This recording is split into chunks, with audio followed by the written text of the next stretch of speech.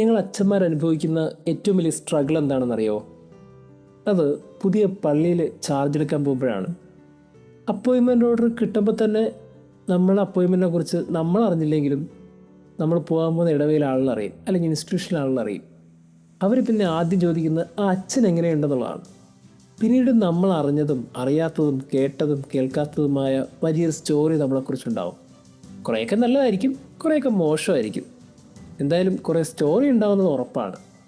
ചില സ്റ്റോറീസിലൊക്കെ നമ്മൾ നായകന്മാരായിരിക്കും, ചില സ്റ്റോറീസിലൊക്കെ നമ്മൾ വില്ലന്മാരായിരിക്കും.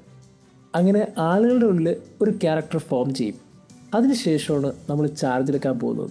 അപ്പോഴത്തേക്കും ആളുകളുടെ മനസ്സിലൊരു പ്രെജുഡ്യൂസോട് കൂടി കാര്യങ്ങളൊക്കെ കുഴഞ്ഞു മറിയാൻ തുടക്കമായിട്ടുണ്ടാകും. ഇത് പലപ്പോഴും അച്ഛന്മാരനുഭവിക്കുന്ന ഒരു മാനസിക സംഘർഷമാണെന്ന് എനിക്ക് എപ്പോഴും തോന്നാറുണ്ട്.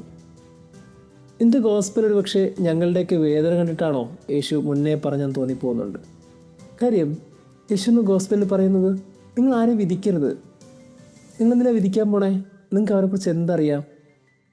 ഈ ചോദ്യം ഞങ്ങളുടെ സർക്കിളിൽ മാത്രമല്ല, എല്ലാവരോടും നമ്മൾ ചോദിക്കണം. നമ്മളുടെ തൊട്ടടുത്തിരിക്കുന്ന ഒരാളെ നോക്കിയേ, അയാളെക്കുറിച്ച് നമ്മൾ എന്തൊക്കെയാണ് പറയണേ? നമ്മുടെ വീടിനകത്തുള്ള ഒരാൾ, അയാളെക്കുറിച്ച് നമ്മൾ എന്താ പുറത്തുള്ളവരോട് പറയണേ? നമ്മളിൽ കൂടെ ജോലി ചെയ്യുന്ന ഒരാൾ, നമ്മൾ അയാളെക്കുറിച്ച് എന്താ മറ്റുള്ളവരോട് പറയണേ?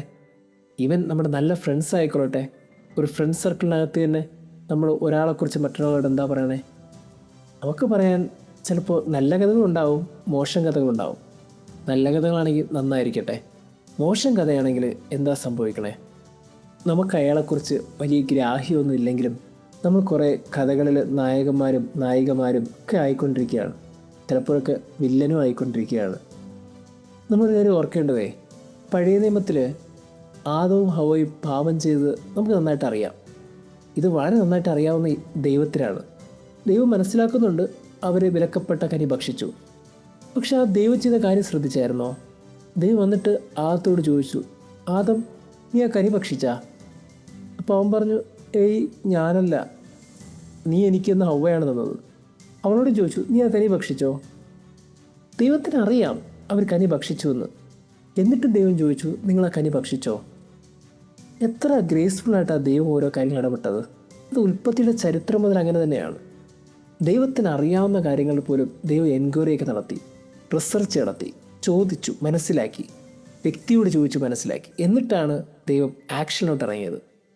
നമുക്ക് പലതും അറിഞ്ഞുകൂടാ, നമുക്ക് പലതും അറിഞ്ഞു പോലും കൂടാത്ത കാര്യങ്ങളെക്കുറിച്ച് നമ്മൾ എന്തുമാത്രം സംസാരിക്കുന്നുണ്ടല്ലേ? ചിലപ്പോഴൊക്കെ തിരിച്ച് സംഭവിക്കും. നമ്മളെക്കുറിച്ച് ആളുകൾ ഒത്തിരി പറയും. നമ്മൾ അറിയാത്ത കാര്യങ്ങൾ, നമ്മൾ മനസ്സിലാക്കാത്ത കാര്യങ്ങൾ, തെറ്റിദ്ധരിക്കപ്പെടുന്ന കുറേ സംസാരങ്ങൾ, ഒത്തിരി കാര്യങ്ങളുണ്ടാകും. ഒരുപക്ഷെ നമ്മൾ പറയുന്നുണ്ടെങ്കിൽ ഇനി മുതൽ, ഒരുപക്ഷെ നമ്മളിങ്ങനെയൊക്കെ പറഞ്ഞ് നടക്കുന്നുണ്ടെങ്കിൽ ഈ ഗോസ്പൽ നമുക്ക് നൽകുന്ന ഒരു വെളിച്ചം ഇതാണ്: ഇനി മുതൽ ആരെയും കുറിച്ച് കഥകൾ മെനയാതിരിക്കുക. നമ്മളെക്കുറിച്ച് മനുഷ്യർ പറയുന്നുണ്ടെങ്കിൽ തൊട്ടടുത്ത വചനം ഉള്ളിൽ സൂക്ഷിച്ചോളണം. അവർ വിധിക്കുന്ന അളവ് കൊണ്ട് തന്നെ അവർക്കും അതുപോലെ വളർന്നു കിട്ടും. പിന്നെ എന്തിനാ പേടിക്കണേ? കഥകളൊക്കെ വരട്ടെ, നായകന്മാരും നായികമാരും ആയിക്കൊള്ളട്ടെ, വില്ലന്മാരും ആയിക്കൊള്ളട്ടെ, പ്രശ്നമൊന്നുമില്ല. എല്ലാവരും വിധിക്കുന്ന അളവ് കൊണ്ട് അവർ തന്നെ വിധിക്കപ്പെടുന്ന ഒരു ഉറച്ച വിശ്വാസം ഉണ്ടെങ്കിൽ കഥകളിലൊക്കെ എന്തായാലും നമുക്കെന്താ? നമ്മൾ ചിലപ്പോൾ തെറ്റിദ്ധരിക്കപ്പെടുന്നുണ്ടാവും, നമ്മളൊക്കെ മോശമാകുന്നുണ്ടാവും. സാരമില്ലെന്നേ, നമ്മളെ മനസ്സിലാക്കുന്ന ഒരാൾ നമ്മുടെ കഥ വളരെ നന്നായിട്ട് എഴുതി നമ്മളെക്കുറിച്ച് വളരെ നന്നായിട്ടൊരു കഥ എഴുതിയൊരു ദൈവം നമുക്കുള്ളപ്പോൾ പിന്നെ എന്തിനാണ് നമ്മൾ വറീഡാകണേ? ദൈവം നമ്മെ അനുഗ്രഹിക്കട്ടെ.